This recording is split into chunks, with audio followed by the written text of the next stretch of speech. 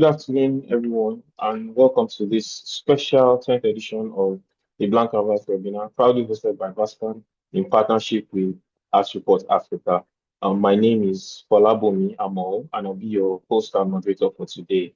Our theme today is the African Art and Tech Dialogue, the power of data and technology adoption in shaping Africa's art future. And I think this conversation could not be more timely. Across Africa, we're witnessing extraordinary artistic creativity, vibrant galleries, African artists gaining global attention and recognition, and collectors engaging more actively than ever before. Yet, despite this growth, the ecosystem still faces some deep challenges.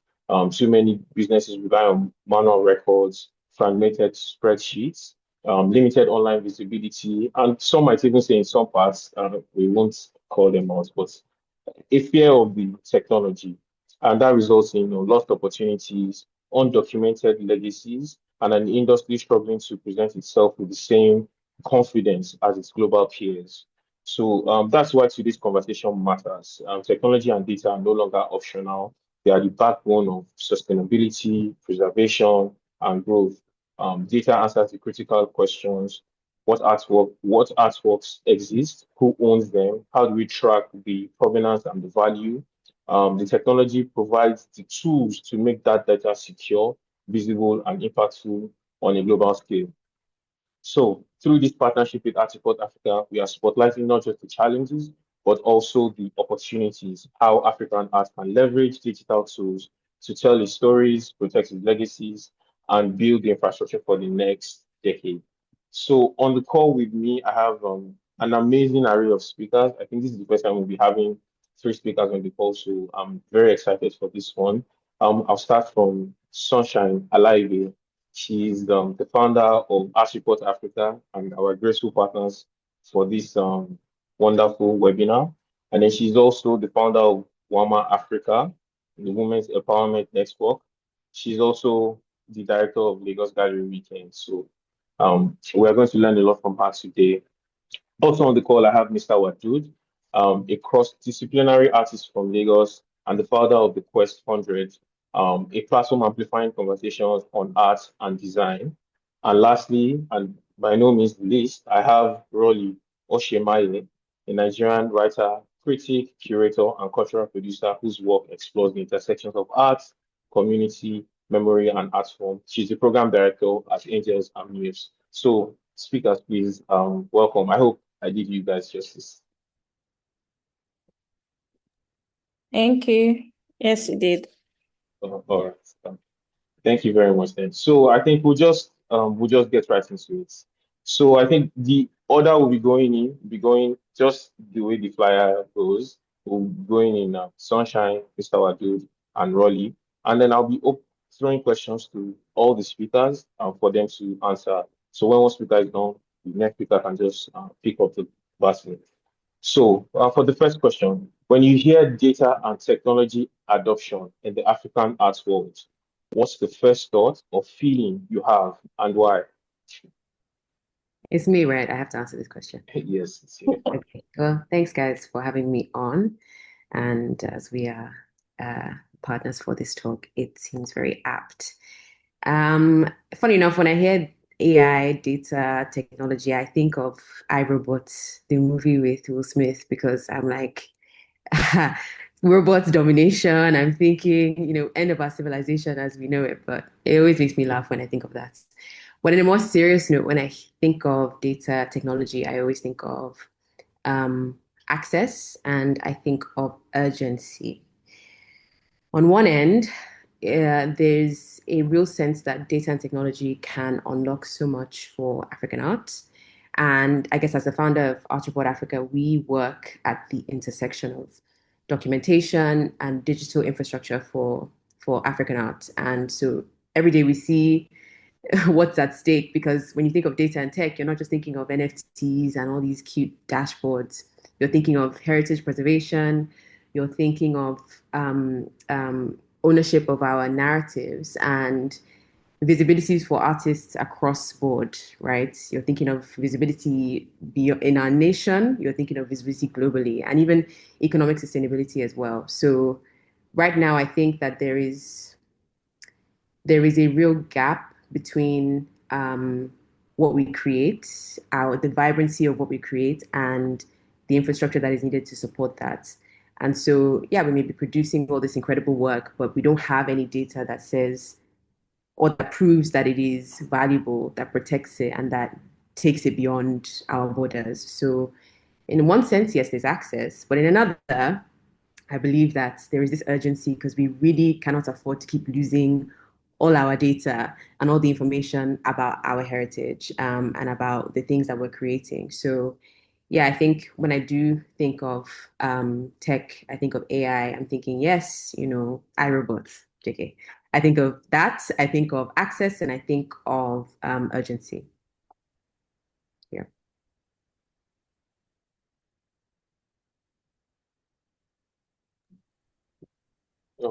Thank you so much. Mr. Waduud, maybe he's struggling with his network. I'm Not so sure. sorry. I'm so Okay. sorry that I'm the I'm the old man here. It's seeming like it's me that doesn't know how to find my way around this, but it's a lot that's happening at the same time for me. So to your question, which is on what comes to my head when I think of data adoption amongst other stuff and technology adoption, one of the first things that comes to my head is both excitement and, like she mentioned, urgency. It is the idea that there is excitement around the fact that we have this opportunity, a vacuum to fill here. Whenever I see a problem, I'm not going to romanticize that it's just a problem or we have this problem. I'm thinking, okay, that's an opportunity for us to do something better, to do it from scratch, to do it, to weave it into what we can make it into. And for us as African, particularly as an arts publicist, I have often just been concerned about the fact that we are under-documented, under-archived, and all of these is hinging on the notion of the fact that some people, when it comes to tech or new tech, people operate from a place of fear versus curiosity. People are not thinking, oh, what is social media for? Not just another tool to just while away time, but as a purposeful tool for archiving, documentation, and actually telling stories in our own tone. And for me, when I think of that, it's the perfect opportunity to be able to do that the right way, to be able to collect data, get real experiences, tell stories from our own mouth, and also be able to change mentality through technology and being able to thank God for ChatGPT today and various other deep research AI what's the name technology. You are able to access a wide range of information under a minute, and that allows a flow of information like never before. Like many of our masters didn't have. For me, I've been recent time very concerned about the fact that a lot of even maybe old thinkers will still they find it when they think of AI as laziness or they're thinking of new tech as just a way for you to bypass the work versus the intellectual capacity for you to actually do the work. You have to know the tools, you have to understand the tool, you have to be able to put it to your advantage because in a landscape where you have from the West, where they already and this tool has been absorbed into their system, their educational system, amongst many other places for me, I think we are way behind, but at the same time, I think that we have a grand opportunity to do it right because it's that never been done before, either ways over here.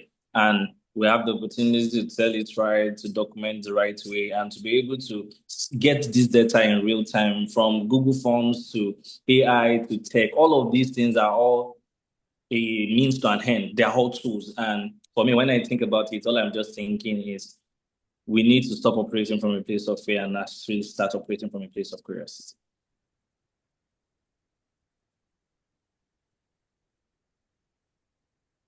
So over to Roli.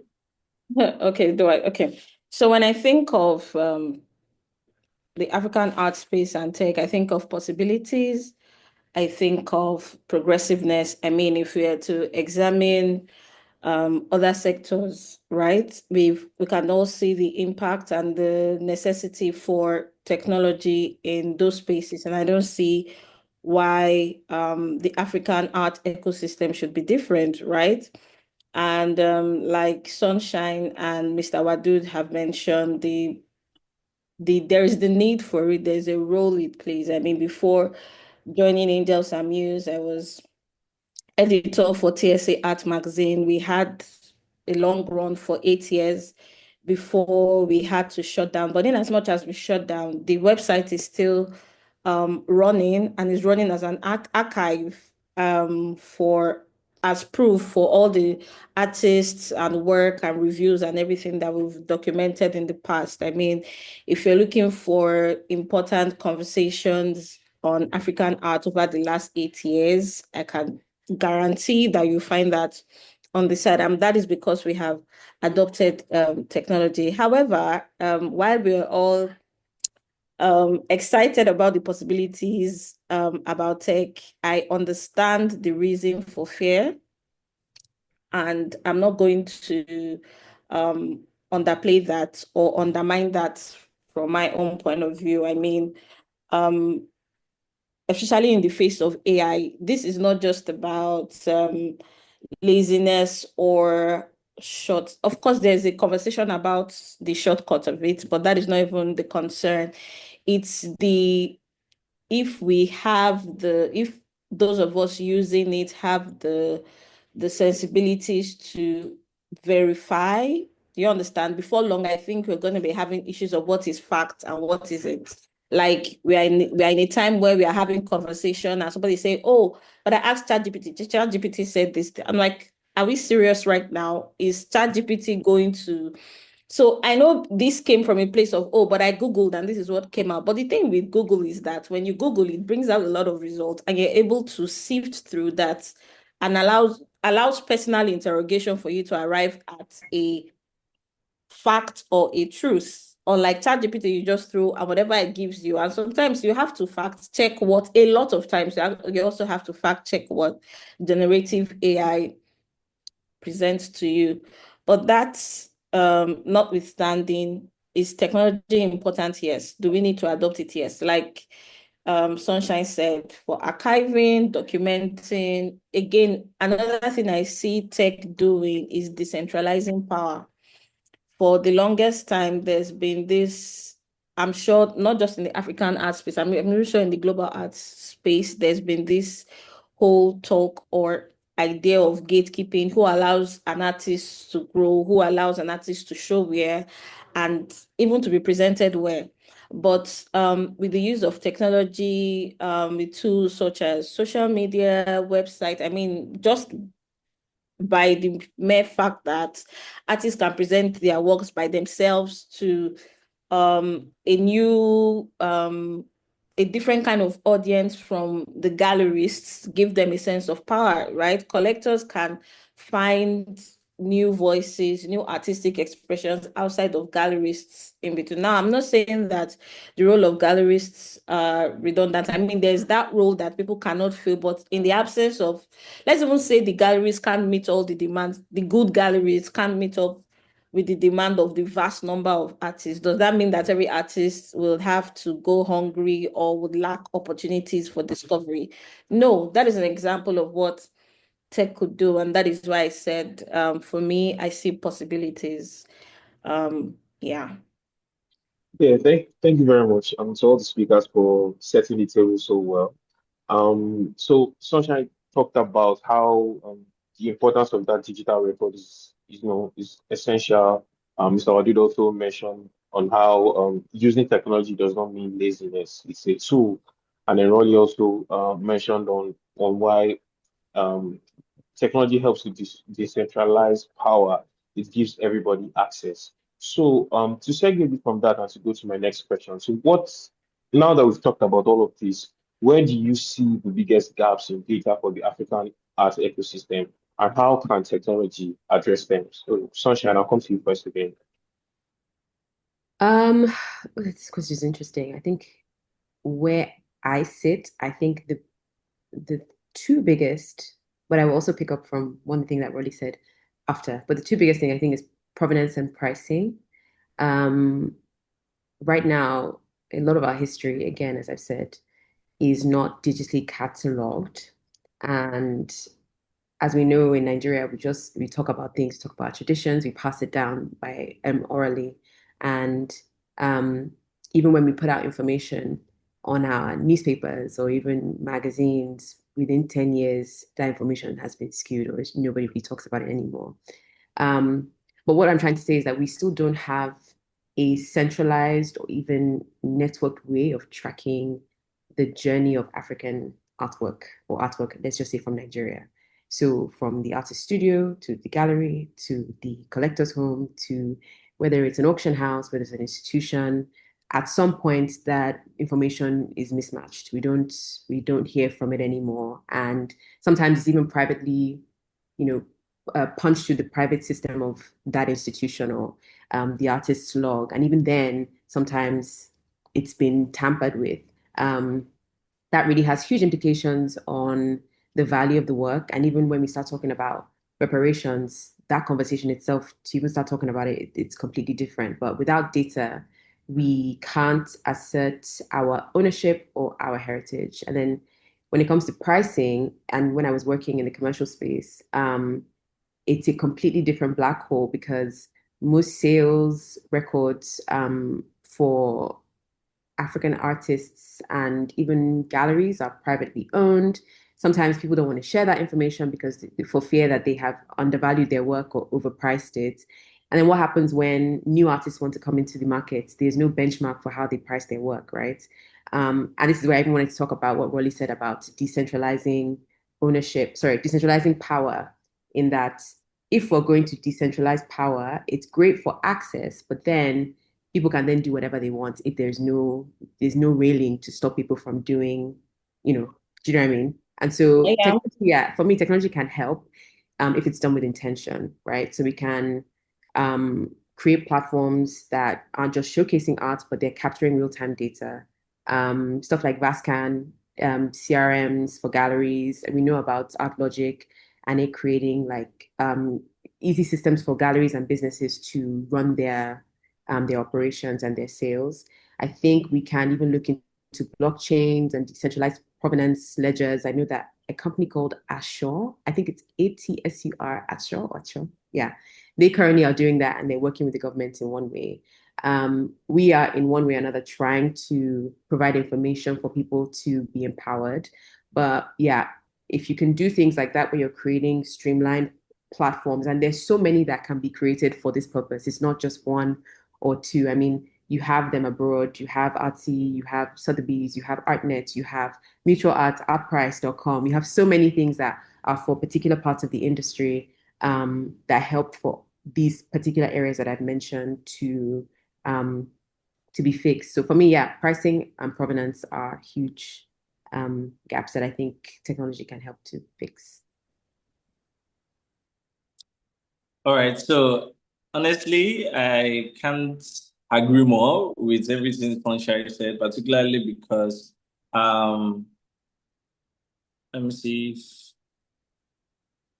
okay, I'm not muted. Okay, so particularly because I think that we are walking blindly increasingly in a globalized industry because, like you mentioned around the data, particularly when it comes to provenance, is that how do we track? How do we know where the work has been and what value it was sold at the period of time that it was sold and how it has been documented over time. But I also think that there's also the problem with information gap with the artists themselves because it's not only I constantly see this overturn of just show in, show out, and a couple of artists they just show. But what is done to reinstate their work, the work with the gallery? I can genuinely say that it's been nothing more than about 4 galleries that I've seen that have constantly had a rotation of artists. They have shuffled through the last 365 days, not because of anything, but they are investing in them and tracking their record and actually intentionally documenting their provenance through show, through documentation. And I do not see a lot of that across several other galleries. There's very little research-based work that is done in the background around the documentation, provenance, and I think, like you mentioned, data can genuinely bridge that gap, because if we have platform, like you mentioned, Vascan and many other stuff, not just in documentation only, but also in reportage, because what you do at ArtReport Africa, I believe that being able to fact check the information around the details that is online is held by the reportage afterwards, like around it, because this is what AI source from. Going back to what Roli said, is like this is what AI source from everything online. It is just a large learning model. So it is just learning whatever has been put online and whatever is consistent. And if we are not reporting right in our own tone, whatever it finds or that's more consistent is what it will document or it will acknowledge. And doesn't mean that AI should also be taken as fact. And I think this is usually the big mistake that a lot of people that are engaging with AI, engaging it from a place of, oh, AI is equivalent to fact. It's not. It's a tool that helps you, just the same way Google was a means for you to fact check. Google didn't give you the final answer, but it can channel you towards the right answer faster. And it's the same thing it is doing. It just does it faster for you with a larger base. And I think that genuinely it can be able to help us bridge that gap. And then talking about provenance and how data can genuinely be able to help with authentication and valuation, you cannot begin to quantify that, because in all honesty, like you mentioned, some artists will not be able to share or even platform because they don't want it to be. It's mostly now it means to an end, like we just need to have our overturn, we need to sell, we need to just have the red tag versus, oh, are you investing in your cultural shift task? Which is one of the reasons why I love the exhibition that Angel and Muse just had yesterday, the day before yesterday, where they have people in the two artists from diaspora who are just talking about the blues and the origin and the whole idea of what it means through sound, among many other stuff. And for me, I'm more excited about shows like that are very heavy on research-based concept and talking conversationally, but not just talking also, but after fact-checking, after trying based on what is done, changing mindset. Because again, it's not just that, well, artists create and let us document it for you. Is that what's the purpose of that art? What's the essence of the art, and what's the purpose for us as African and the global sphere? And for me, data guides all this. But not only data, is also the reportage afterwards is the work hand in hand.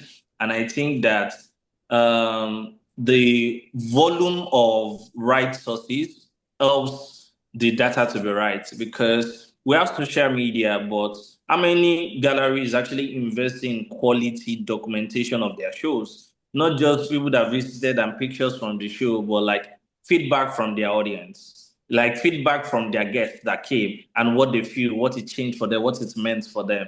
And I think all of this is through data through technology, and the technology has to be first adopted, and reason has to be behind why they are adopting it. And this is the reason: provenance, valuation, and not just walking blindly. Because if they now ask us, like, okay, why do you call this artist this total amount? Why do you think what is valued at this? What do we have to back that? I was in a conversation with a couple of people. They were doing a research around the whole idea of the collector, how collectors collect, and how no data to back that collection is almost that is based on the value, perceived value, and select people. And for me, it's like there has to be a decentralization, like you guys have mentioned, of that value system. But at the same time, the right volume that is research based will really help, particularly with the data.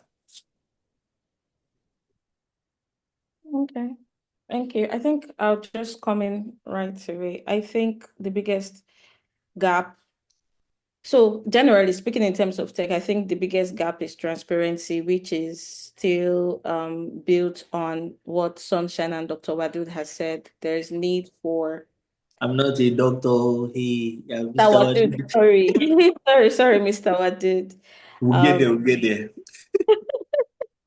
Yes, sorry, that was a slip of tongue. Yes, so Yeah. transparency, right? So, but again, I think we keep talking about, as we're having this conversation, it occurred to me that the problem is may not necessarily be our resistance to technology as much as it is about our intentions, right?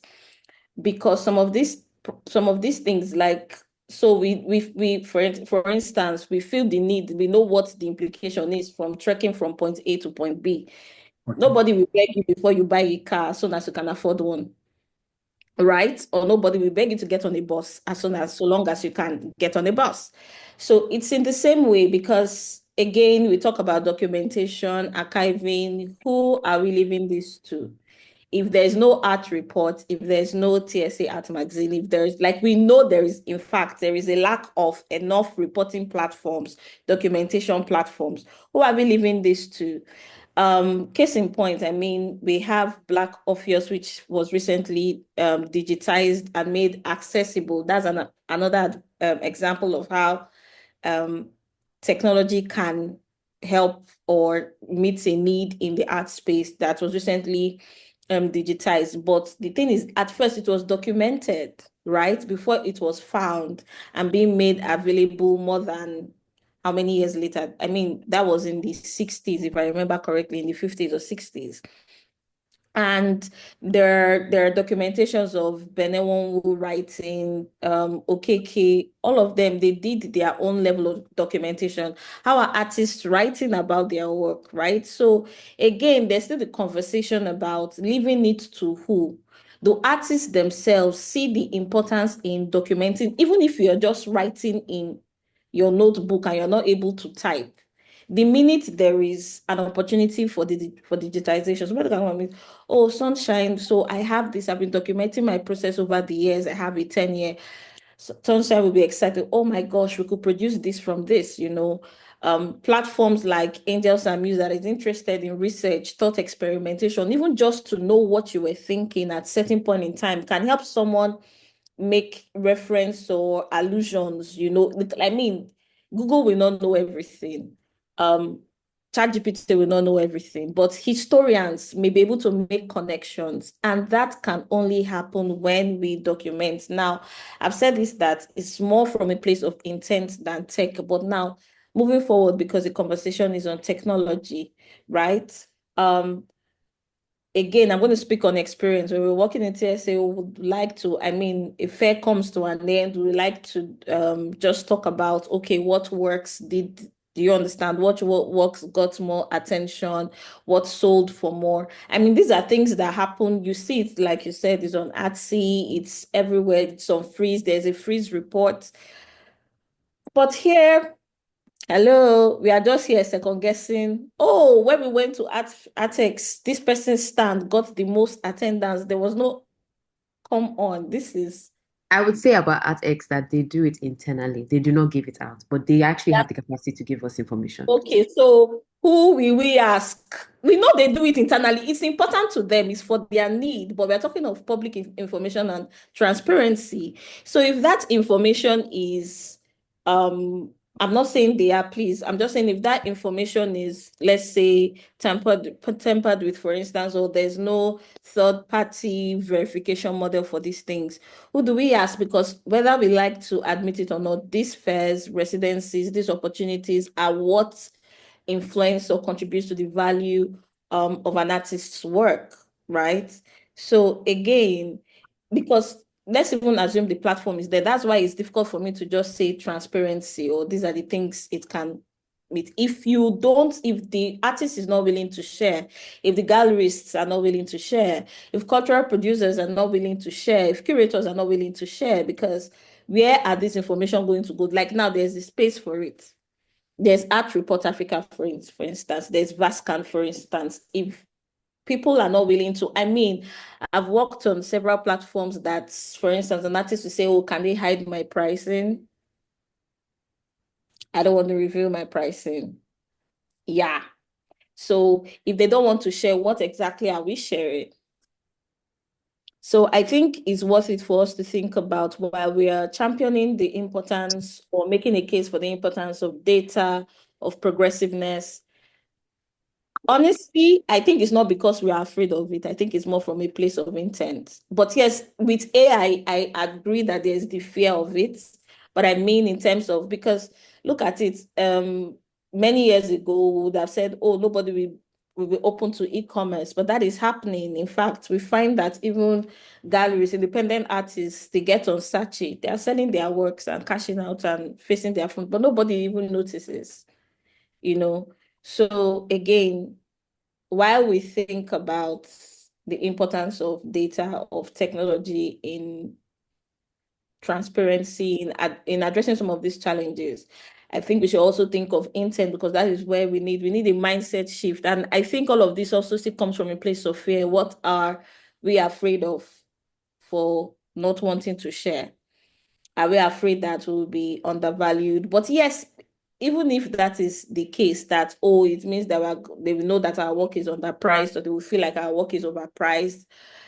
Would they be uncomfortable for a period of time? Yes, but then there will be a standard. At least now in the world, we see that in certain places, even for big artists like Warhol, you can find affordable works of Warhol on Artsy, for instance. But somebody would think that, oh, because maybe an African or a Nigerian artist who is of, an established artist or a master, once they call the name, well, it means that the price should almost always be at a price that cannot be afforded just to. So it's a little more than, like I said, it will be uncomfortable, but again, will that make us rethink how we approach pricing, value, provenance as well? So again, like I said, the place of intent. And trust me, I don't think some of these things are even immune. The Westerners are immune to some of these challenges. I mean, we've all heard ridiculous stories of how a painting was found under a bed. Please, what bed? We all know. We all know that it's not that random.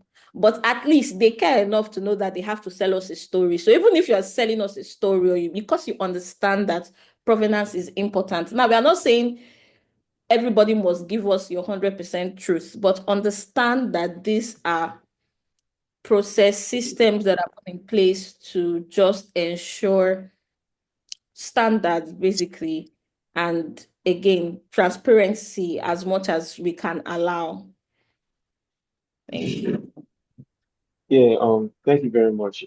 Firstly, I'd like to say thank you to all our speakers for the free plug, www.vascan.io. Please check us out. Thank you. But moving on from that, I think to piggyback from what Roli said, I think one thing that would like to see more of in the art world is collaboration and that transparency. I mean, take this webinar for example. There's no way this would happen without our partners at ArtReport Africa, and without the speakers also gracing us with their presence. I think there is no way we can all move forward as a people and as a culture if we don't collaborate more, if we don't share information, because there's no point in one person just doing it all. It needs to be collaborative. It needs to be transparent. We need to help one another so that as a people and as a culture, we can grow. Also, moving on to our next question. So we've all our speakers have talked about how technology can be a catalyst, but often adoption is slow. I think we are in a country where we focus more on functionality rather than the future, or what is actually going to make things last. We are in a place where it's like if it's working, just leave it. We get by just like that, and that is not oftentimes the best. So the question I'd like to ask our speakers is: so what are the barriers to technology in Africa, and how can we overcome them? I was thinking about this question differently until we really spoke about intentionality and responsibility as individuals in this industry, because I've already faced this thing of people are not being willing to give information. and this idea of there being everybody being their own gatekeeper until it serves them, right?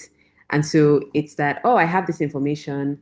I'm going to keep it to myself so that nobody else can, know what's the ins and outs of the industry. But then at some point, you're going to need my information and I'm going to need yours. Are we going to wait until that point before we start being transparent?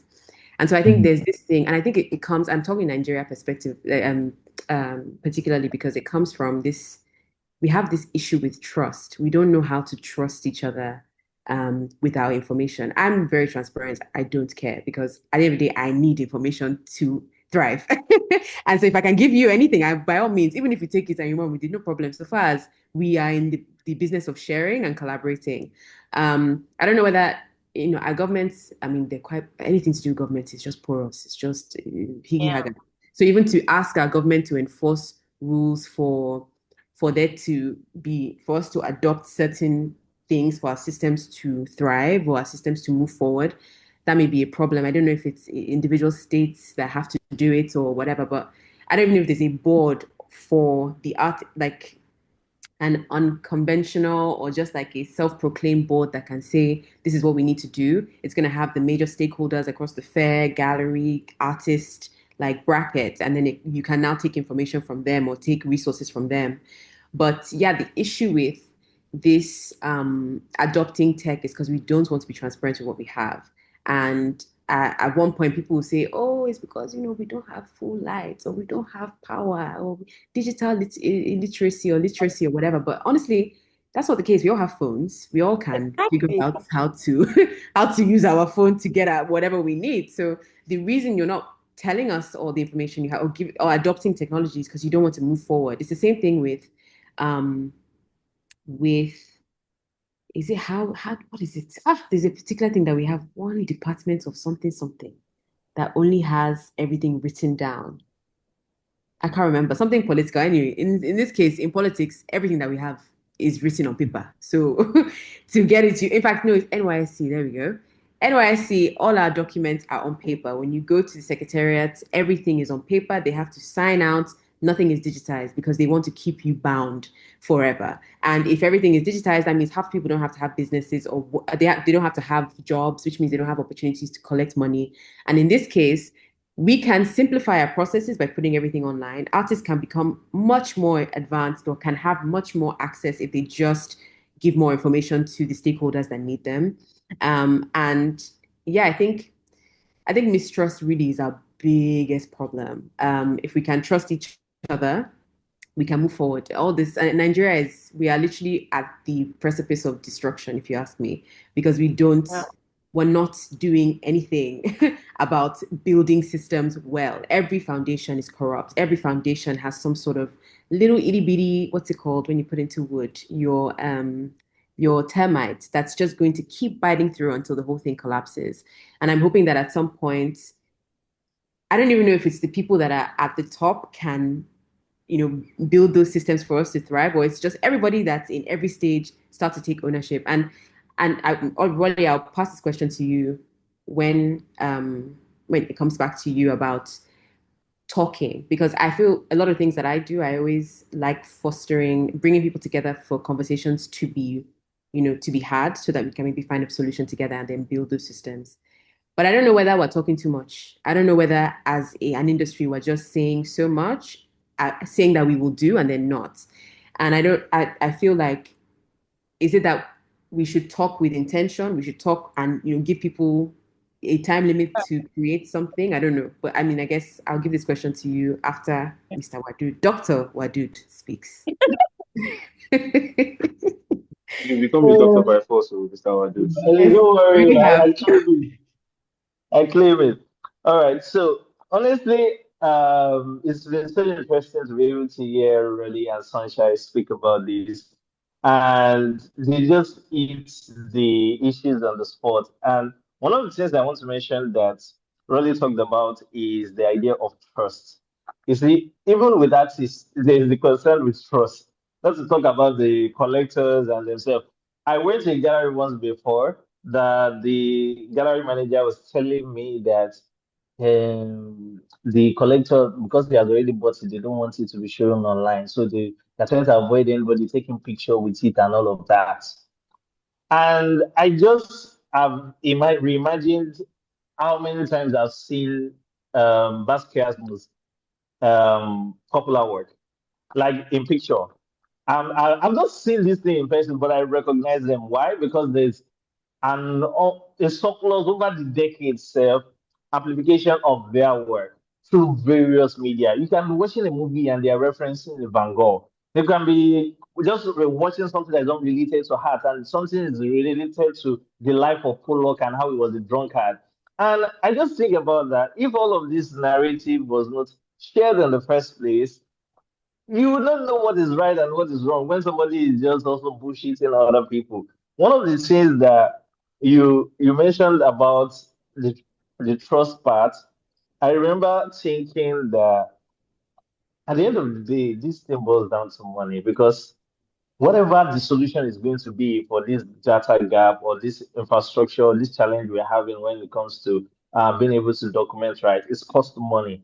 From having to digitalize to blockchain registration and AI-driven platform, all of it costs money. And we also need it to sort of have to be local solution. Like you referenced the idea of how you go to NYC, it is um, everything is on paper. Honestly, I'm not going to lie. For the graduates, the Nigerian educational system is churning out now. If you digitalize everything, even the service, not all of them will make it through. And it's so sad because I know people that have graduated that have never had a computer till they finish university. They never had a computer till they finished university. Everything was done to them. They go to computer center, they print it for them, they move on with their life. And this goes back to how this system is heavy on infrastructure and how it's not just only on the onus is not only on the art industry, but also as a system overall infrastructure.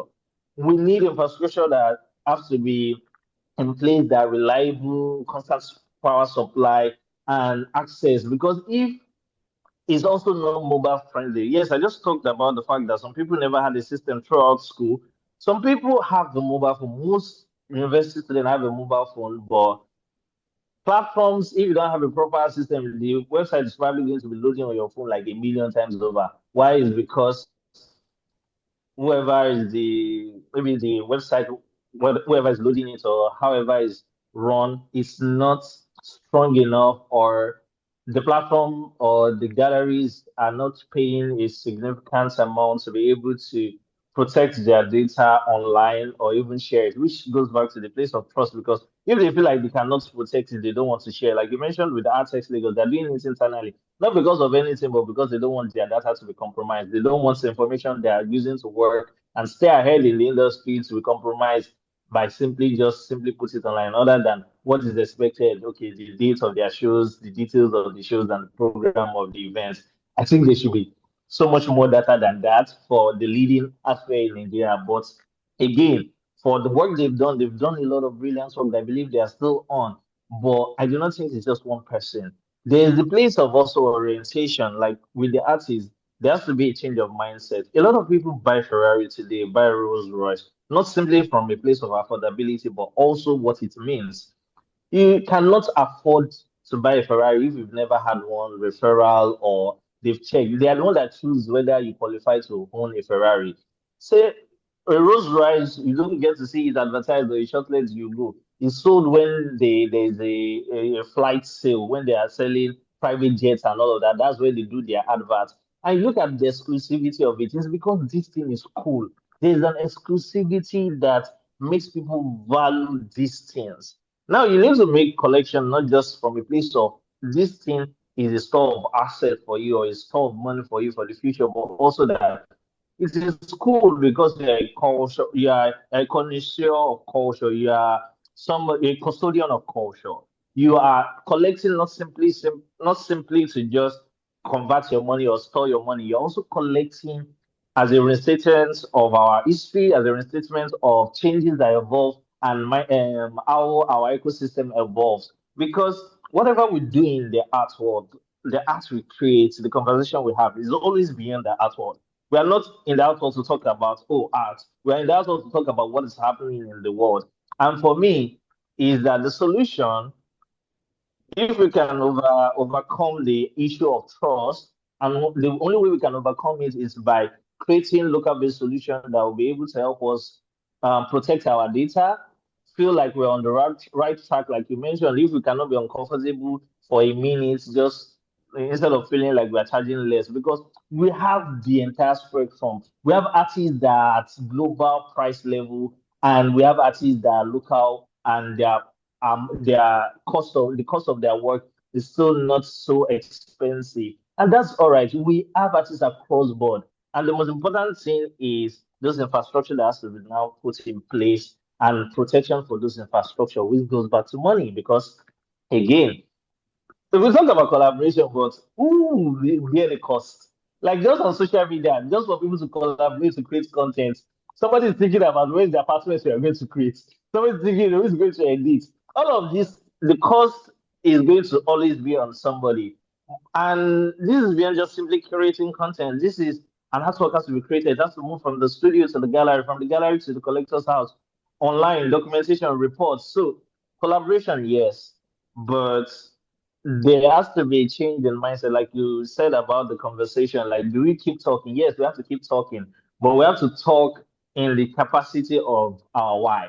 Why does it matter? What's the essence of the work we create, and why is it important for this infrastructure to be put in place to be done? And why should these collaborations exist? Is like making everybody understand the why can gradually help everybody gravitate towards doing it, doing the right thing, and documenting right, and being able to know, okay, is it normal thing for you to have your provenance when you have the work produced? Is it a normal thing for you to be ready as an artist?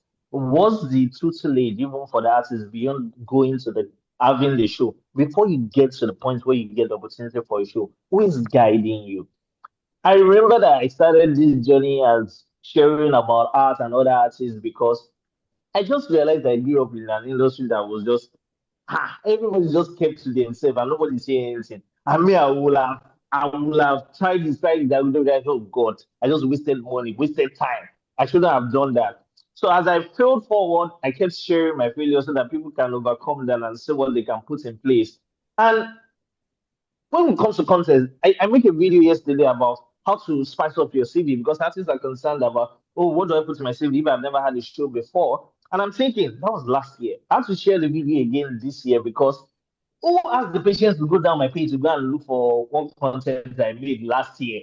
Nobody. So the attention span is low, and that conversation has to continue.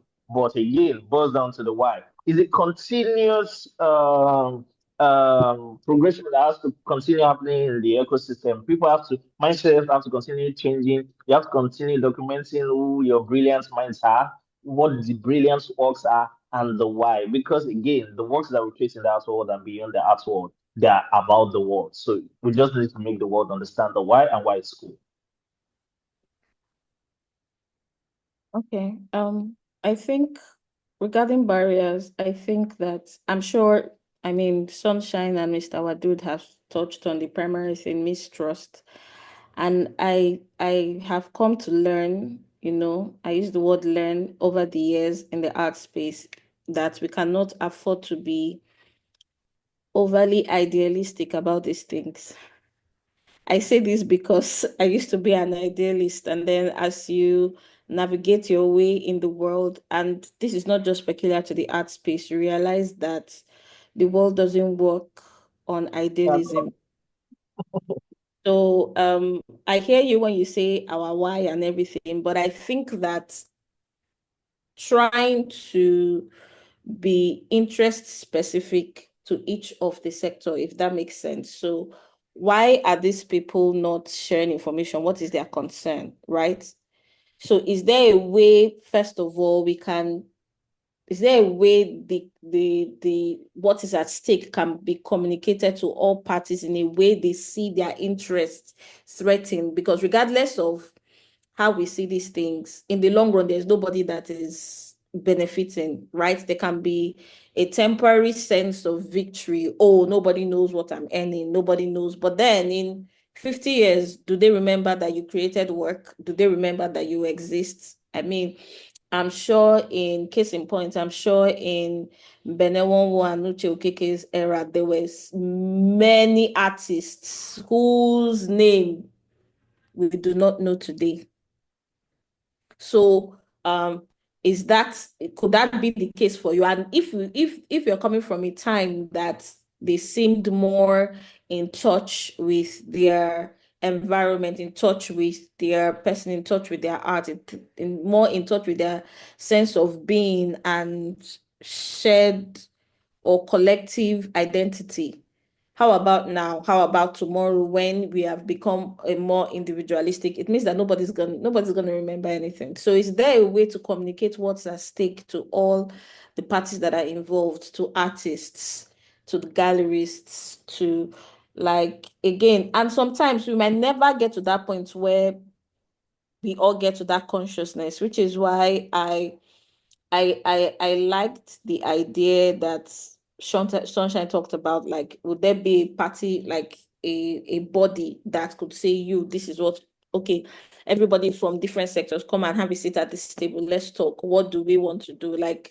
That is why ideas like policies or something, ideas like confab happen. So do we need a confab for the art sector to say, okay, what is your concern? What don't you want us to share? What would be too much? Do you understand?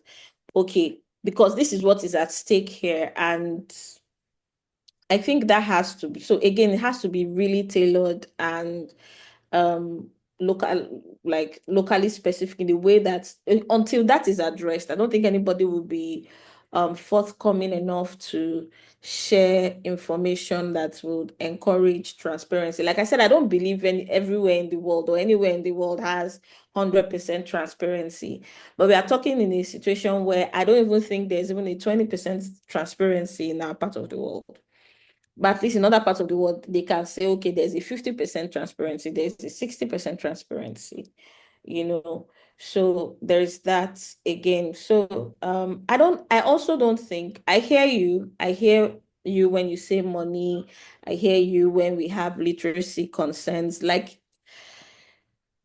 There's the temptation to latch on to those very obvious challenges. They exist, but do we think there's a problem? Because again, I like to think that, especially in Nigeria, we are resilient people, right? There are people that do anything to get an iPhone 16. Now, I'm not talking of the process, but they do anything to get what they want, so long as they see the value in it, which is why I'm saying there's this sense to communicate what is at stake, so long as everybody's, first of all, understanding what their interests are and communicating how their interests might be threatened even by their very actions. So that's why I said this is not about being overly idealistic or being overly moralistic about how we go about the solution. Sometimes just understanding if we want a solution, if we want to be progressive, it's not necessarily a solution. We have to be progressive or else we'll be left behind. I'm tired of terms like global south. I'm tired of terms like third world. I'm tired because again, you see all this Nigeria all of us are in. And this same Nigeria, some of us, we've traveled around the world, we've been there and back, and we see that it's not rocket science, right? It's not for the lack of ability to do it. So, and that is why I'm being very careful that is why I'm not overly, yes, there's literacy concerns, but somebody that is illiterate can drive a car. Somebody that is illiterate somehow knows how to operate an iPhone 18 before it even comes out. Somebody that is illiterate knows how to do. So it's just, my point is, when you find a need, that is why, again, I said, if you find a need, you understand that this thing can help you meet that need, you find a way to jump over the hurdle. So I think I have said enough. I think everybody has said enough. Yes, mistrust. How can we checkmate mistrust? How can we? I don't think I have the answers. Per Sunshine's question, are we talking too much? Yes, we are talking a lot. But I also get where you're coming from, and I've been in a room where that kind of conversation we've had, and I think again our conversations should go beyond just talking. There should be, for as many of us that can. I know the thing is difficult to um it's difficult to look forward to change if it's not in big volumes, or if it's not in a very magnificent weight or something, right? We are looking for that something that's like 10,000 people, but between us, amongst us here, what can we do individually? So if you're talking, which is what I think Sunshine's call to action is really about, is that what do we do differently, even from our own end? How can we do things differently beyond talking? Do we charge our audience? Some of us are already doing things differently, right? So again, for spaces like Angels and Muse, we are heavy on documentation, we are heavy on process. We understand that artists need space to just create work without the pressure of commercialization. It is why if you come for a lot of our exhibitions, presentations, they are either experimental or conceptual, or simply just sharing about the process. And then we document these things, we are always thinking, but yes, we are just one people. Sunshine, ArtReport, Gallery Weekend is just one or two platforms, right? You, Mr. Waduud, you're just one platform, but it's Dr. not. Waduud, sorry. So aware. So that makes us three, but how else again? And now there's Vascan, right? So we see it's small, but we need to keep, encouraging anybody that nurses any iota of intention to, we can't be too much, right? And then there's this thing of competition. It's not a competition. The sky is big enough for everybody. And I don't, and the minute we don't, and I think that is one of the things that leads to mistrust, is that we see things as we see ourselves as competitors when it shouldn't be, So yeah, I think I've said enough, because again, Nigeria is small compared to the rest of the world. In America, they're like 100, what am I saying, thousands of people doing the same thing, and somehow all of them are eating, all of them are making their mark, all of them, and they are not still there. So we need the numbers until we begin to understand that we are not a threat to ourselves. We can't go forward. We Okay. can't. Add to that. I want to pose the question back to Sunshine again on the yes. Okay. On the whole idea of the collaboration base and what can we do, like Roli says, like, so what do we do action wise? How do you see it playing out, like beyond the talk? For instance, now the practical things to say is like, okay, collaboration. Okay, practically, what would collaboration mean in essence to what provenance is, in essence to what reportage is, and because I know Sunshine, you are really one of the few people that I've seen that has collaborated across board, collaborated with Pond Collective, you collaborated with your platform, which is Gallery Weekend, you collaborated with us. And for me, it's that, okay, you see that variety of ways that you can change the conversation around the industry and you've played it out. But how does that play out again in practically? What do you think? I mean, How I do you was think going it to can play add, out going forward? to what Roli was saying with respect to being a resilient people. Like as Nigerians, we will fight to do anything. And why is Yeah. it that when it comes to our industries or the things that we're working on, we don't put that much effort behind things? And it's because people think if they do too much, in a situation, the powers that be or those that went before them will start to, cause problems. That's one. And so people initially will retreat. If you go into government, it's the same thing. Before you even say Jack, you're already out of there. So there's that. In this industry, again, it's very small. So you want to make sure you are not stepping on toes, but you also want to make sure that things move forward because you can't keep doing the old guard thing. For me, collaboration is important. I love community. I love bringing people together. Once that's done, and the reason why we were doing so much of it was because we were trying to collect data ourselves. That beta stage, early stage, what people actually need, who are the people that are, making moves, who wants to make a move and is willing to put money behind it or willing to just come with you together to plan something moving forward, and then getting data from that. That's why a lot of the collaborations have been happening the way they've been happening, because a lot of people are so creative and people are trying new things, and it's been fun for us in our team. But I think we did our first, this is for WAMA Africa, which is a women's network, which we then have a conference, an art business conference that we did for the first time last December, the next being next January.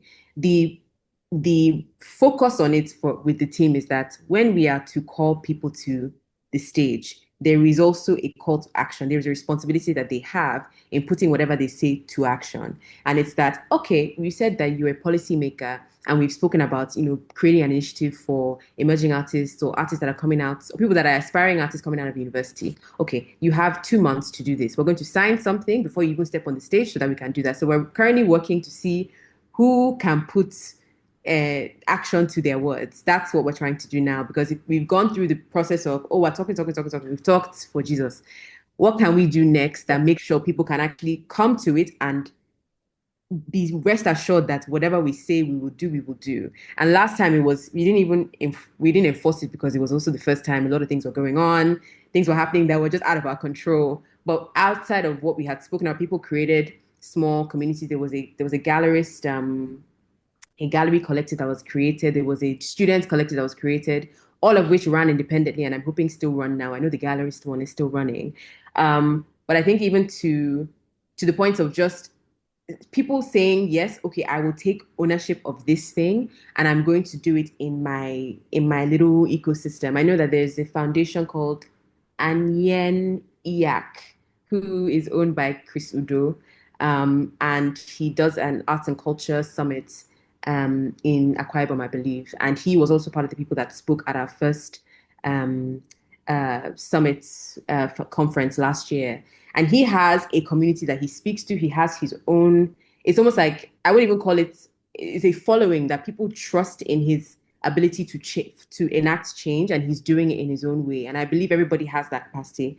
Nobody should be afraid of anybody's, oh, you shouldn't be, you should not be. What's your business? We're all called to do something for a specific industry or for something to do with our lives that is outside of anyone else's trajectory. So if it means you're serving the people in your small community, if it means you're doing on a global scale, by all means, make it a mark that you can influence somebody so that the next generation of people can do something interesting. I also mentioned, I know that Art Summit was done by Roli Foundation. I don't think they're doing it anymore, but they were the first, to my knowledge, that started a business conference or an art conference outside of ArtX that we all know. I know that there is going to be one done by I think it's an art foundation, collectors art foundation. I don't remember what it is, but they're doing it in September. They're doing a conference. I know there's a conference, so to speak, by Gas Foundation happening in November. There are a lot of things. A lot of people are talking. There are a lot of things coming up, and I think it's our responsibility to seek it out, because we also have a voice. We have things that we have to say in those spaces. We have people we need to communicate with. And we may not know people from across the pond, but it is our responsibility to look for them in those spaces and talk to them and share our ideas, because you don't even realize how somebody's idea can be actualized by your energy, just by you saying, okay, let's do it. You don't realize how quick something can come to life just because you said yes. And so, yeah, sorry. I wanted to just point and say that quickly. I also want to give an example. I watched this very random documentary on Jamie Oliver. He's a chef that's in the UK. He's been chefing for life. And very early on in his career, he went into public schools in the UK, and he realized that they were just eating really unhealthy food. It was just fish and chips. Everything was fried. There were no vegetables, nothing. And a lot of what he did before was advocating for teaching students and children how to cook or how to make healthy meals. So he took on the onus of going to making inroads, finding the prime minister and changing that policy. And they funded, I don't know if it's how many millions of pounds towards changing the food intake for children between the ages of 2 up until like 16 in public schools. And now that's just the norm. Before that, it was completely different. And I think, again, to all of us having responsibility, we have so much that we can do just by our genuine desire to see change. And if we can fight for our iPhone to be, to be bought and to be used, if it's iPhone 15, iPhone 12, whatever, we can do it for our industry. And yeah, I'll stop speaking now. Thank you so much, Sunshine. And there's something I wanted to touch on. I know we keep talking about going for what you want to achieve and not shying away from responsibility. But I think there is a need, and I say this, I know Sunshine knows this, I know it, but I think there's a need to say it because we have an audience. There's a way to go about solution. Like I like to think about, there are solution-driven moves and they are radical-driven moves. So if you want to get results, so there's a reason organizations have board members, because they realize that on their own, they may not be able to enter some spaces. So they are strategically picked to join certain people are strategically picked to be part of their board to enable them access others, spaces, organizations that can, that can further their goal, the goal of that host organization. What am I saying? So for some of us that have ideas, I'm saying this for others on this call who may have ideas or have drives or have visions or objectives. Identify, again, people in this space that can give you access, for lack of better, whether they are symbolism of powers, or they have access to spaces you ordinarily can't, and they have listening ears. You have to be strategic about these things. You can't just bulldoze your way. So there's a need for strategy about how you want to achieve what you want to achieve. And I can promise you, and when I use the word iPhone, or when you want to get anything, whether it's an iPhone, whether it's a car, whatever it is, and we want to get results, we are strategic about it, whether we like to think about it that way or not. If I wanted my father to, so when I was in uni and I needed more money from my dad, after he had given me the money that I was allotted, I would just say, Dad, I haven't eaten for 2 days. He will not question anything. Even though he knows it is most likely a lie, the money will come out and there will be no explanation. And because I know that is his trigger, that is his weakness, and that is how we must take time to understand the people that we are going to have to navigate. So when we say navigating the space, navigating our journey, is thinking about these challenges we are definitely going to come across. There's nobody that is here. I'm sure Sunshine has dealt. I mean, if you've been in this space past 5 years, I'm sure you've seen Shege in different sides of gray. And the funny thing is, the people that are so not Shege, we are still talking to them. We will still mix with them. We will still eat with them. We will still dine. They are not our enemies, because that's something you have to realize in how you navigate or go about how you want to see results, which is why I am hopeful that this is possible. That is why I'm hopeful that with the right body, or with the right person, or with the right group of people, the representatives of different stakeholders in the space can be brought together and made to see what is at stake and why there is a need for us to embrace not just digitization, but I don't think we are all, the art space is very elitist, so I don't think it's because we don't know the value of tech and data. Basically, understand the importance, or why it's beneficial for us to embrace transparency, so to say, because when we understand the value of transparency, or we see the need for documentation or archiving, again, there are ways to go about stuff, right? So if your desire, I'll give an example, if my goal is to have maybe somebody be transparent, I won't go and say, oh, you're not transparent.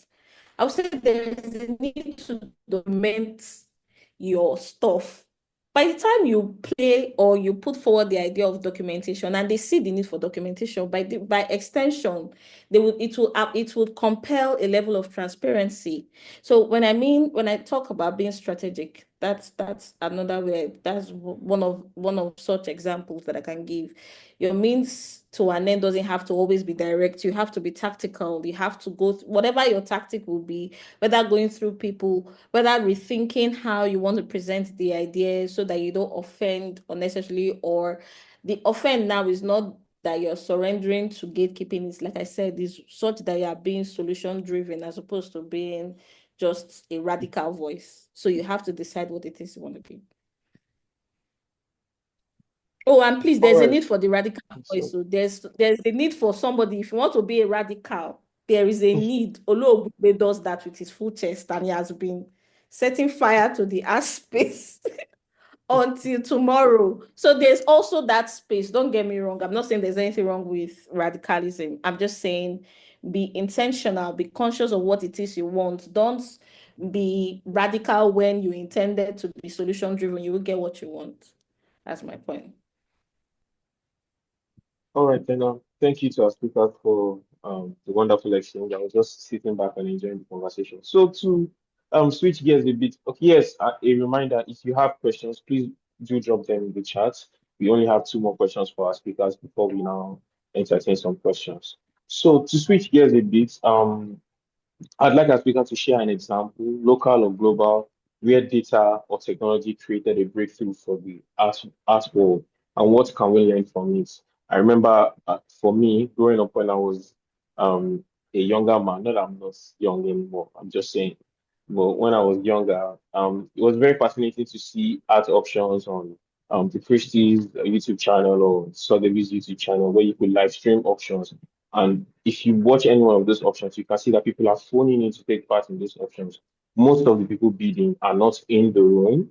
They are calling in to actually bid. And Christie's, um, they actually have a playlist on their YouTube channel. They call it World Auction Records. They've broken so many, they hold so many of the world auction records for different years. And you can just go through it. I mean, it's something I go to from time to time. And I just enjoy seeing the avid hunger for art. And that will not be possible without technology. So I just take the question to our speakers if they can share an example, local or global, where data or technology created a breakthrough for the art world, and what can we learn from it? I think the easiest example would be during the pandemic and how so many galleries, so many art fairs, particularly adopted a lot of online solutions. And it allowed them to facilitate partnerships that they probably would not have done had they not gone through that really difficult time. And I think even when we had a conversation for one of the WAMA sessions with Tokini Peterside, she had mentioned that during the pandemic, it was very difficult. In fact, it was probably the hardest thing to imagine because how can a front-facing physical industry shut down for 6, 7 months plus? And even after the 6, 7 months, because in Nigeria, we were very lucky. Within 1 month, everybody was back to business. Just imagine like not, well, back to business, yes, but for her, it was almost like you could not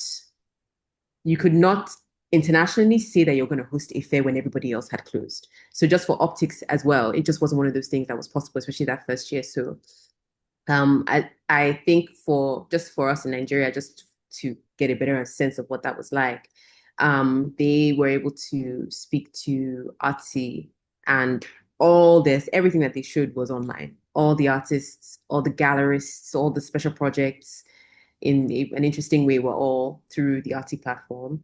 And yeah, it was able to amplify their reach. And I think even more so, they were able to collect a lot of data that normally they wouldn't. So in this case, who is checking our page? What galleries are being looked at the most? What artists' work are being collected the most? And from where in the world is that happening? I think even for Artsy, just as a platform, how they were able to democratize access to different galleries across the world, because I think up until that point, even if they did have a lot of galleries onboarded, and even institutions, it almost quadrupled by COVID time. And because they already had a system that was built, it made sense. I know it was around the emergence of NFTs and things were going crazy with price points, but I mean, that has drastically dropped. I think platforms like theirs, even things like ArtNet, even things like Mutual Art, which is more so a database for price points for artists, I think they had expanded their reach outside of the global, the Western part of the world, and even all the way to the global south. I think they had been very intentional about coming towards our side of the world to capture more data from us.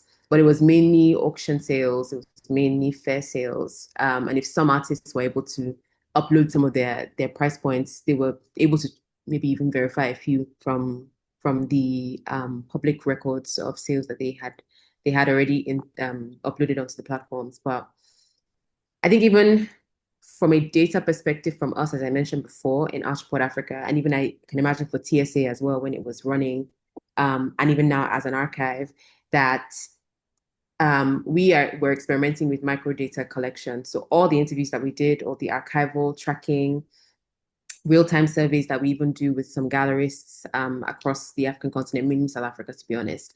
It allows us to check like if an exhibition is going on or exhibitions are happening in the month of August in Lagos, what's also happening in South Africa at the same time. And then we can document that information as well so that it can be used for a later date. So for me, even just the key lesson of how data has created a breakthrough for us is just starting small, starting somewhere where the information can be relevant to the next generation of media, I guess, practitioners, anyone in the industry, anyone on the line of the industry. It doesn't have to be massive. It doesn't have to be this big thing that Roli mentioned in terms of data collection, in terms of like a big thing that you do in the industry, but something that is relevant to the now that can inform something for the future.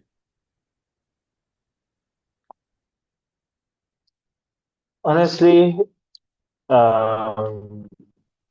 I've been stuck right at pandemic, the moment you mentioned pandemic, and I'm just thinking about the fact that Artex Lagos probably had their first um, online art show during pandemic because that was the first time they have to share the physical show.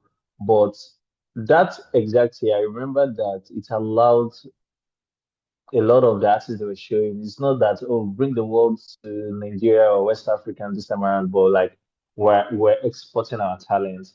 And it goes to show you how um tech doesn't take away from that experience. It's just a way of amplifying it. And I'm just genuinely glad that you referenced that.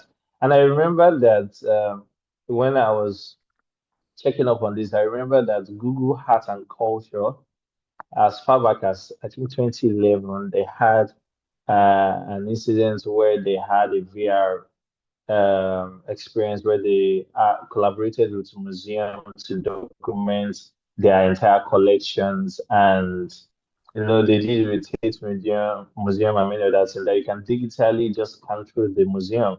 And we have MoMA also since like 2015 they've been documenting their collection around over 5,000 or 50,000, I can't remember. But since then, and it just goes to show you that these things are tools and they forever will be able to serve whatever means, whether it is being able to expand on reach or being able to open more access to people. It is all a means to an end, which is it allows people to be able to access art, understand the art better, bring art closer, and the message of the art closer to the people.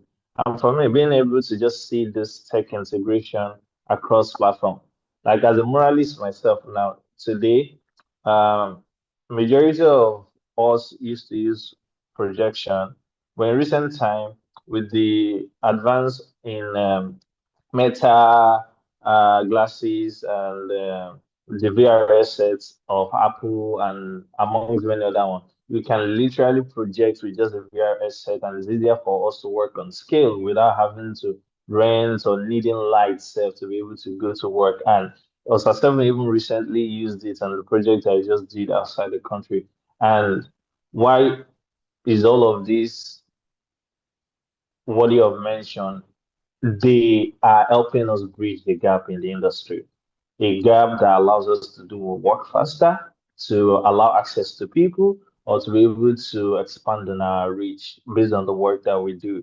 And again, it's not just I was seeing looking through some of the question in the group, and it's not just for Nigeria, it's in the African context and to the world because we operate in the world. We operate in a very digitized, very small world now.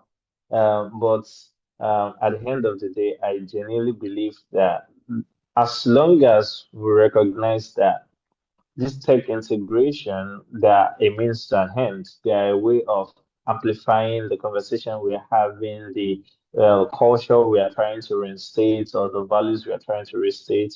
I think ultimately they serve their purpose, and we can go over all the options, but we just need more integration. The examples and they're limitless.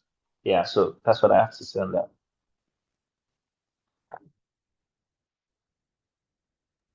Thank you, Mr. Waduud.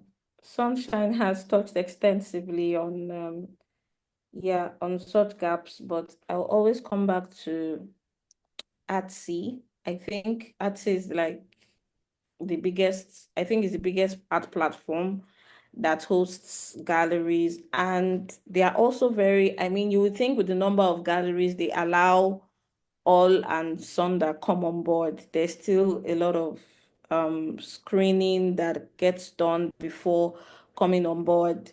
So it's not just to, I say this because when if there are people with ideas trying to replicate that, that's a similar idea for maybe the African space, there are things to be done, is worth it to go check them out. A lot of screening, and that is why. So again, if you've gone through their process, either trying to get on board or trying to buy art through the platform, you would see that collectors are fact. There's a level of check being done on collectors. There's a level of check being done on artists. That takes away a level of fraudulent concerns that people may have, that if I buy work from Etsy, after I pay my money, I may not get the work, or I'll be getting work that of questionable quality. And they've been around for years. I'm sure more than, I'm not sure how long, but I think I've known of them since I've been active in this space for more than 10 years. And they've been doing it successfully. It means they are doing something right to at least eliminate the issue of trust, right? And then during Yeah. the pandemic, there's this artist, Osinachi, who is a digital artist. And somehow I think his work was adopted as an NFT, and he sold for a really, really, really, really, I don't remember how much now, but he sold for for really high at the time. I think I don't know. I mean, hundreds of thousands of other dollars at the time. And again, I'm not saying would he probably still sell work for that time in today? No, but the thing is, he did his thing. He explored digital, maybe in the time where many artists were wary of it because they thought, oh, what many people would not be open to the idea of digital art. But he always did his thing, right? And it's not even as if he was even broke, but he had his audience or a special niche of collectors. But then when he went NFT, he sold, cashed out big, and his name has, I mean, became, if he became he gained visibility as even more visibility as a result of that. And then yes, through digitization, this conversation right here is an example of an outcome of a breakthrough. We are not in a physical space. I think before the pandemic, we would think that, oh, to organize a talk, it particularly had to be in a physical space. But we are here talking about this with, I mean, over 30 people, participants from different parts of the world keying into this and contributing to the conversation. For us at Angels and Muse, we held the program in 2024, a curatorial intensive with 13 participants from over 6 countries in Africa, with leading voices in the curatorial space. And there's even been a project that's been born from that intensive as a result, and we didn't have to be in a physical space for that. So, like you said, the possibilities for how technology, data is limitless. We are living it. We are living it in the now. This conversation is an example of that. And yeah, I could go on and on, but I think everybody has touched on it, and I'd rather not spend too much time on that. Thank you. I would Yeah. like to add something to Okay, this please go on. also. Okay. Okay. Mr. So Waduud, I want to. What did you say? I said you were saying. I was listening. Oh, okay, okay. So I wanted to add the fact that you see, as African, once forget as Nigerian, once we are comfortable, we tend to say, I got it right. Like I've got in the bag. I have the people. I get comfortable. And it's some of the things I think that has been our biggest challenge over here.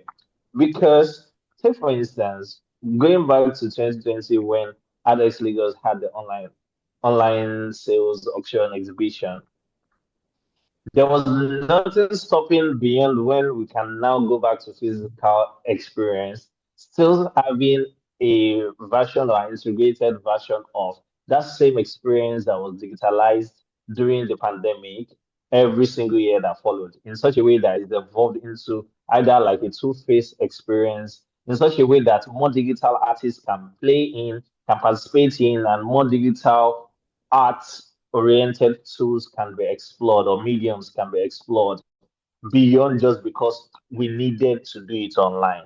I think that not only with Artex Legals, but every other art fairs that are coming up and also other platforms that are amplifying their artists is that we should not be waiting till, oh, we need to do it online or we need to do it remotely. We need to constantly think about ways to keep getting our artwork into our artists and our artworks into the world in such a way that our messages are heard across the board, beyond just the physical space. And these tools allow us to be able to do that. And I just genuinely think that we need to start operating from a proactive point of view in terms of adoption of this text. We need to be very intentional. It is why I'm always excited when I see Gallery Fresco have a show. That's a gallery that decided that I'm going to intentionally focus on digital art or prints of original artists. I'm not going to deal with their physical work. I'm not going to trade in their canvas painting. I'm going to trade in their prints because there's a market there. And she has been able to carve a niche in the industry, in the ecosystem, as a unique gallery that is marketing this aspect of the artist's life. I think the same thing has to happen across board with individual galleries also. When it comes to adoption, in terms of organization, in terms of data collection during registration or on-ground visits or opening nights, there has to just be more integration, not until it's a need to, because the world is not doing it. Let us do it too as Africa now. We need to be more proactive about adoption when it comes to tech in our industry, and I just think that I should mention that. Yes, thank you very much. One final, I think we're running a bit long now, but I mean, thank you so much to our speakers for their time and for their wealth of knowledge. This has been very insightful. I've learned a lot. And so, just one final question to our speakers before we cede the floor to questions from the from lack of a better word, from the gallery. So imagine it's 2030 and Africa's art world has fully embraced data and technology. All the things we've said on this call, they've adopted every single thing. What does that future look like? Uh, Interesting. Well, I think oh dear. Market-wise, I think once we have all opened our chests of drawers, our safe of information. I think that tech will help us to close the mistrust transparency gap that we are currently trying to solve. I think once we all freely give information, then tech can then help to sort out to sort out the problems that we're having, just to somewhat bring it all into under one umbrella.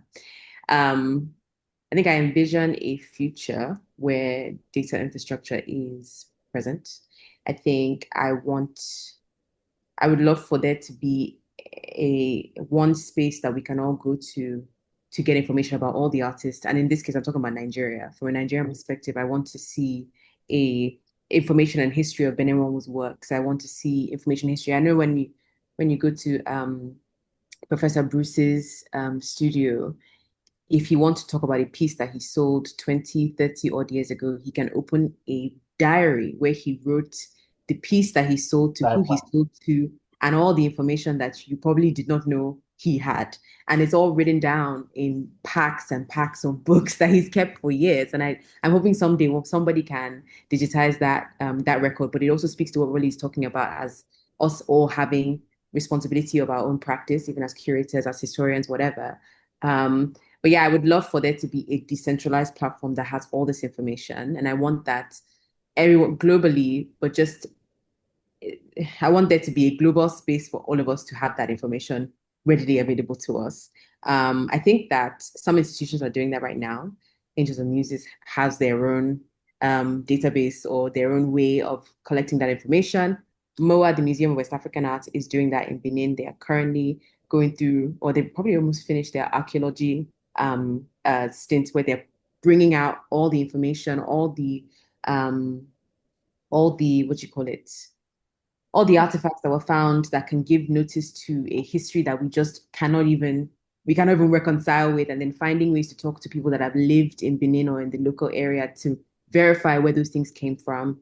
I know Gautier Institute has an archive of books also with CCA as well, that give notice to all the things, every single history lesson that you need about the art industry. We are also in one way doing that. Vascan, I believe that even Ashore, who I really would love to meet the lady that's building this platform, because I don't even know her, but I know that what she's doing is incredible. National Commission for Museum and Monuments, all these different platforms are finding ways to decentralize all the information that has been cooked up in our storage areas, but we have to do it as a group, we have to do it as a community, and then we have to offer that information to the rest of the world. So that's what I would love. I know that's not possible for the next 5 years for us to technology to fully take over. That's just not realistic. Ideally, I would love that to be the case. I think we're looking at least 50 years, 60 years of this process. It's like learning and unlearning. I think there will be an opportunity for, I hope, and I'm hoping that it probably won't even come from this conversation. Maybe somebody will tell someone who would then build a cabinet that can start to give information about how the industry should be run. But it really does take a group. It takes one person, it takes a community of people to enact change. And we've seen it historically in different industries. We've seen it in governments. We've seen it across board. If we can harness, we can come together earnestly and with pure intention to want to change. I think it's possible. But yeah that's the future that I would love to see. Shine, please, could you share the platform you just talked about? Is it Ashore? Sure. Yeah. Sure. Thank you. Honestly, I couldn't agree more with Sunshine. When you say like next 5 years is too close. So that like 2030 is too close. Like for any actionable change with the current energy. But I also think that it might not have to take like 50 years, because when you look at this 2025, the amount of evolution in tech, in the internet, in culture, in the last 20 years alone, not to talk about the last 25 years, it's been insane. And I can, my mom, my dad, everybody will probably just, in their head, they're baffled by our world, because they never could fathom this can be a lived reality in the next 20 years of their life. But this is what we have. And I believe that conversations like this were the things that reflects the reality we are living in today. I believe that everything that is the lived reality today were better from someone's ideation that was moved to execution. And it is through conversations like these that all of this change comes to play. If I'm going to talk about something specifically that I would love to see, would probably be an access to a more virtual residencies. I think residencies should exceed having to physically travel if there can be an integrated system in place in such a way that people that probably already have spaces they are working, but can have access to guided tutors or experienced people or researchers from different places in the world while being able to access them from their local place. I think it would be a really brilliant game changer in the ecosystem and in such a way that maybe it will be the last week of the residency. They get to go and maybe potentially explore the culture over there versus having to spend 3 months, 4 months to go. That's the only way, and then worry about denial or acceptance of visa and all of that. If there's a more decentralized access to residency. People can get residency in America without having to worry about visa. People can apply for residency in different places in UAE, in anywhere without having to worry about certain restriction or language barrier and all of that. I think it can be a very brilliant game changer that can help them fund whatever local projects they're working on. They can help them still be able to create solution in our local context while still exporting that solution to a global world. I genuinely would love to see an experience like that by 2030. So that's what I think I look forward to. So 2030 is 5 years from now. Let me play along for a minute. I'm But still you know, trying when to I saw reconcile the 2020. I didn't even read this 2020, 2025. I'm I'm confused. like, It's like 2 years. yeah, like when I saw that, I'm like, are these people whining me? Like, but I think it's worth the shot. I think the idea is to visualize what a great space, progressive space it will be. I think artists will be happier. Um, that means the whole of Nigeria's problem is solved, though. Because do you know the level of discipline? Yeah, We'd love to see it. because it's honestly, we live in a very interdependent, interconnected world. And but yes, let's assume maybe not 100%, but we've made progressive strides. I think more than anything, in addition to everything that Sunshine and Mr. Waduud has said, it will situate us favorably in the global space. And when I mean favorably, not like we are trying to gain recognition, but our voices will Validation. be, yes, it is not about validation. So we'll have like, will not be drowned. I think right now, the voices in the African arts ecosystem is still underrepresented in so many ways. Um, in both information, in terms of artwork, in terms of provenance, in terms of understanding about our culture, our creative processes, you know. We've come through a lot of narratives from our work being seen as primitive art to a lot of people just recently maybe thinking or reducing most of what we do here as just figurative. Like there's a ridiculous way our work has been consumed over the years, and I think this is something digitization will definitely help, because in the last maybe 5 7 years, though it's waned now, but we know there was a period where all that it seemed that was coming out of the African continent was figurative art, and we are much more than that.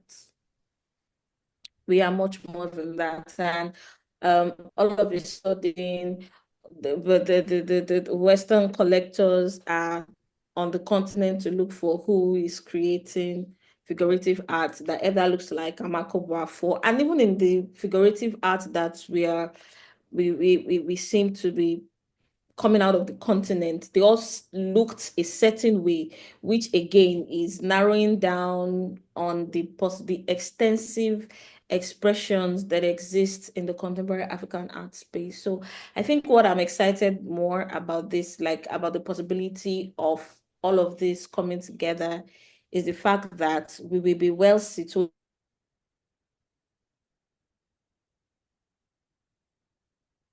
on the global, well represented, like they know us, like we have a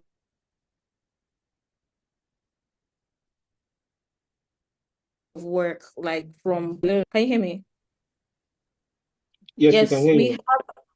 We have a rich array of visual languages, artistic expressions, a lot to consume. We have 52 countries on the continent, for goodness sakes. I think each time there are still, and even at that, out of that 52, there are only so many countries visibly, I say this with care, visibly represented in the contemporary art ecosystem. So we talk about this as contemporary African art, but we can count the countries on both fingers. Like even stretching it to 10 will be a miracle, to be honest. So after we hear of Nigeria, Ghana, Dakar, South Africa, Kenya, we start scratching our head. Okay, we have, and some representations from other countries that we have is as a result of diaspora representation. But if we can embrace this, if that, like, that's an example of what I mean by we have a lot at stake. Of course, we are not the only 10 countries can't be the only ones producing quality For the African art on the continent. So you get my point. So yes, that's something I look forward to. In an ideal world where all of these concerns have been met, I think the contemporary African art ecosystem, in terms of even representation of just the artistic expressions that it holds, will be fully represented and situated even on the global and international stage. Yeah, thank you. My thanks go to the speakers for their time and for answering our questions so gracefully, so thoughtfully, and so patiently. I think I truly appreciated the worth of time they took to answer each question that was put before them. Looking at the questions that we have, I think there's only I think Omotayo is no longer on the call. He wanted to ask his question directly, but he's no longer on the call. Hilarion, are you I there? saw some people. I saw some people raising their hands. Yeah, I'm moving on So, to the next person. Hilarion, if you are there, you can ask your question. No, hi, hi guys. I think I already got answer to my question. I don't want to keep the host for long, but I'm glad to see Mr. Waduud. I follow him on LinkedIn. I usually see all his posts. There's just so much to say about art in Africa, but I'll just try to make it short and then maybe tell a bit of my story. Maybe that'd be the easiest thing to try to understand what I say. I come from a family of artists, and I work, and then art for me has been a way during COVID. COVID always come back because back in 2019. I find myself at home with my family, and then the use of technology, social media, NFTs. I discovered that during that period, and then so during that time, I've initiated just a simple project, painting for 10 minutes every day, and ever since it's been a project that I've been following all along. And slowly, technology, I mean, social media. Thank you, Hilary. Yeah, thank you, Hilarion. Sorry, what country are you from? Hilarion, where are you from? Oh, he can't hear us. Oh no. all I'm right, thank muted. you. Can you hear? Okay, yes, I'm from Congo, but I'm a native French speaker. I'm originally from Congo.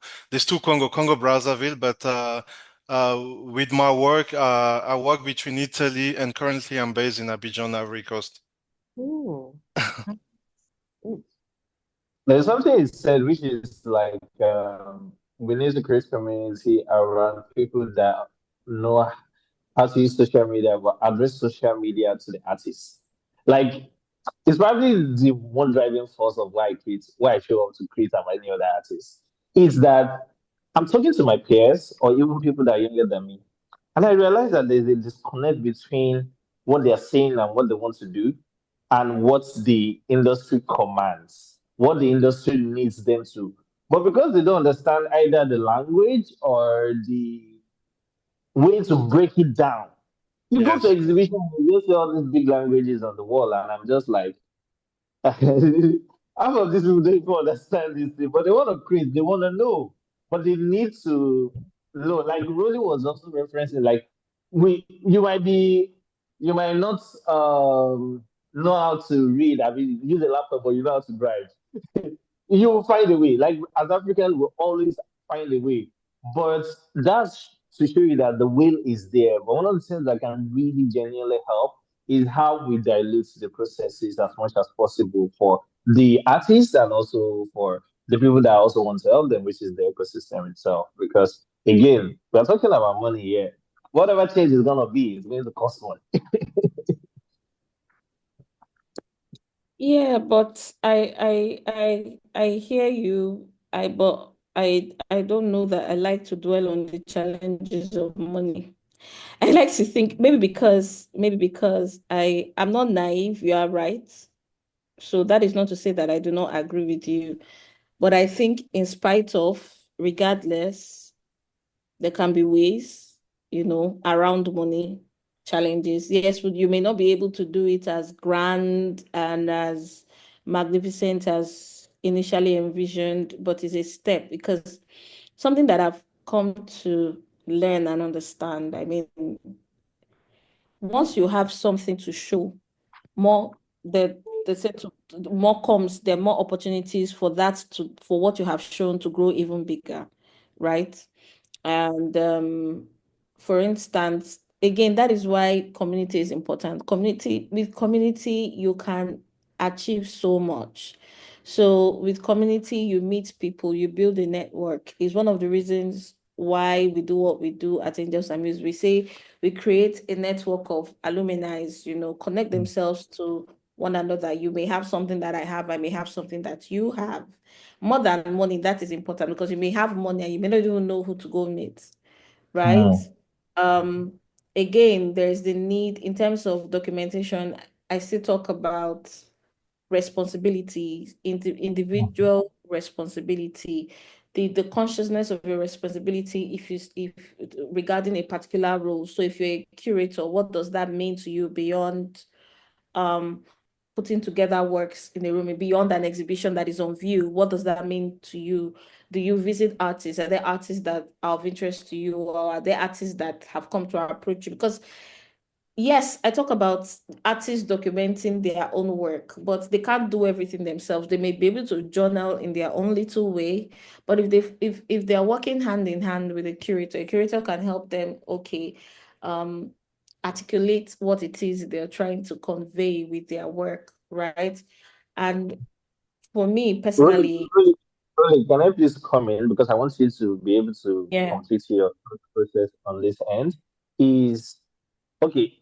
I'm not also dwelling on the problem, but one of the things I mentioned one about is that when you say everything that the artists need to do, you say that oh they have to think strategically, but they don't know what to do strategically. So it's like me, I understand when you say to me that oh know how to approach the gallery strategically, but what does it mean to the ordinary artist to approach the gallery strategically? So what I would prefer you say it in the way you communicate is that a practical insight. Because like you mentioned now, a curator beyond the show going to a an artist studio based on their interest in the artist or wanting to invest their time with the artist is a more practical solution that is for the creator in lab time. But what's the practical solution? It's like when you're talking about this thing, I want you to be able to amplify the practical solution versus saying, oh, okay, find a way around it. It's like, what does finding a way around it mean to the That is ordinary the artist? examples I've been given. Artists should find, so I talk about network. Artists should find curators they vibe with. Curators should find artists they vibe with. That is what I mean by network.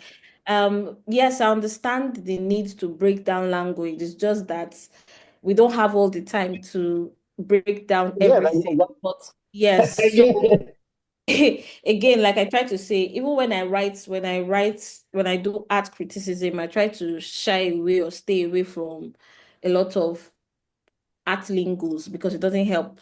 It doesn't help a lot of people. To me, it can just be like you're saying a lot of things, but not a lot of things. You understand? So again, artists find curators find, and the thing is, they also community in one word.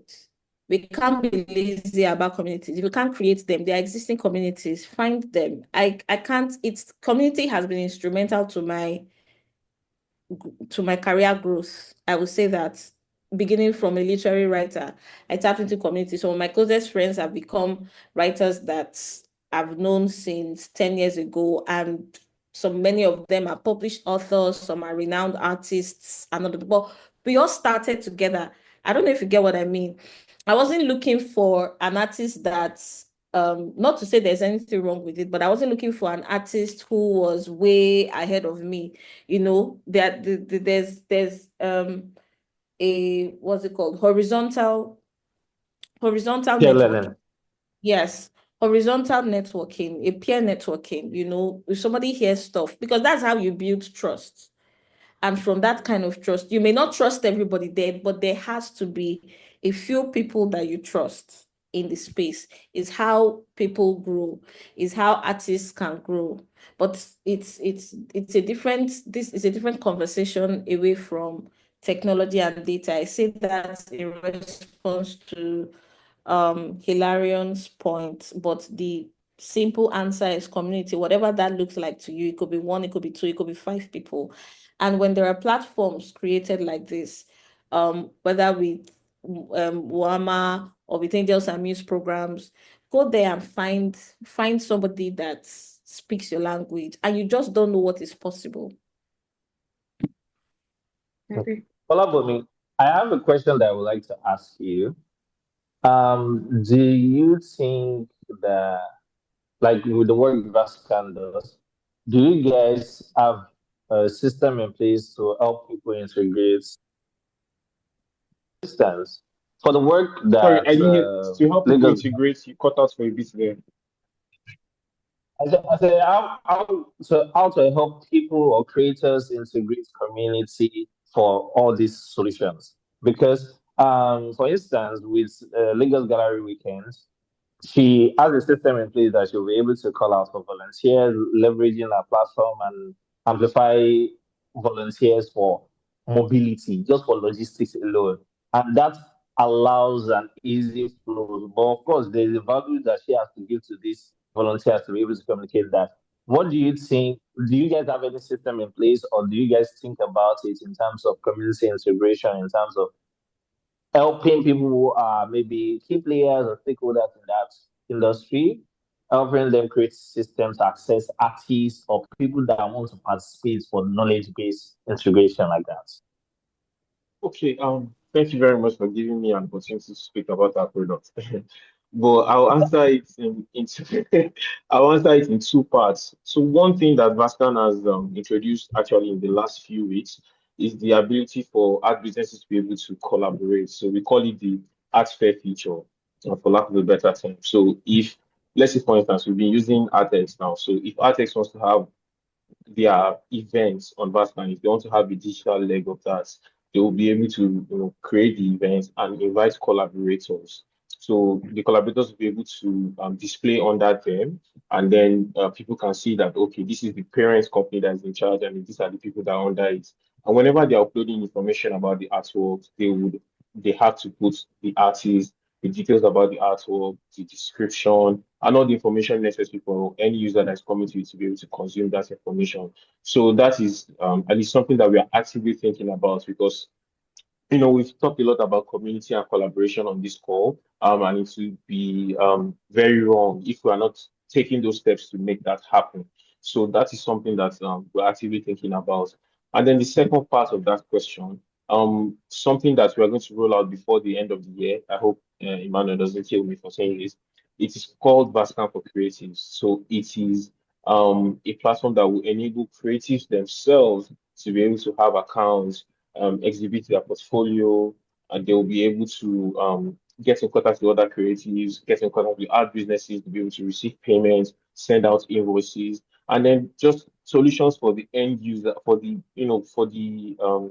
units of the arts industry, because it's not just about the businesses, it's not just about the galleries, it's also about the creative themselves, it's also about the artists, and then they having the solution for them to be able to put their works in front of a digital audience. So because we have something called Vascan Private Room that allows people to be able to exhibit their works anywhere to anyone in the world. I mean, just drop a link and a person will be able to have that digital gallery experience. But that's something that we also bring to the artists as well. They'll have the chance to be able to do that. I mean, it is not all the works that you would send to the galleries. Sometimes you want to sell on your own, you don't want to give them that share of your cut. So I think that is something that we're also looking at, the ability for artists to stand on their own, and then also the ability for art businesses to partner with one another.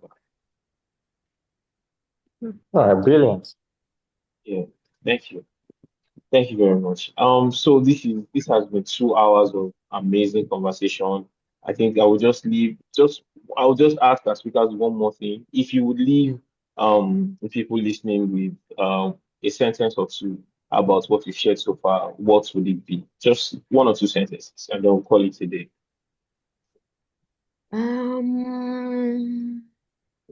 I think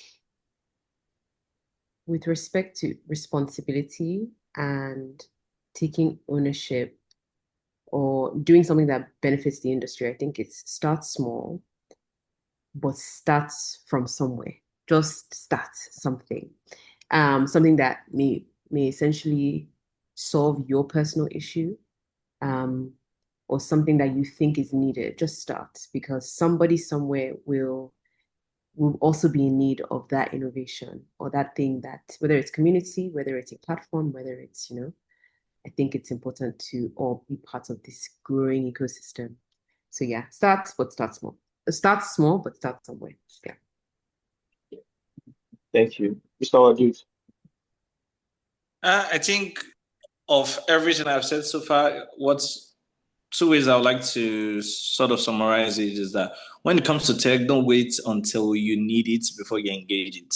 Don't wait until VR is the cool thing. Don't wait until project mapping is the cool thing. Don't wait till NFT is back again. Don't wait till AI art is a cool thing before you learn to play in it, because that's also how you recognize. Do not engage technology from a place of fear instead of curiosity, because I keep saying this, particularly when it comes to AI, we have to play in it. Maybe not necessarily to commercialize right now, but to learn, because that's how a lot of us can recognize a ChatGPT written text today, because there are some things that just plays out that this repetitiveness.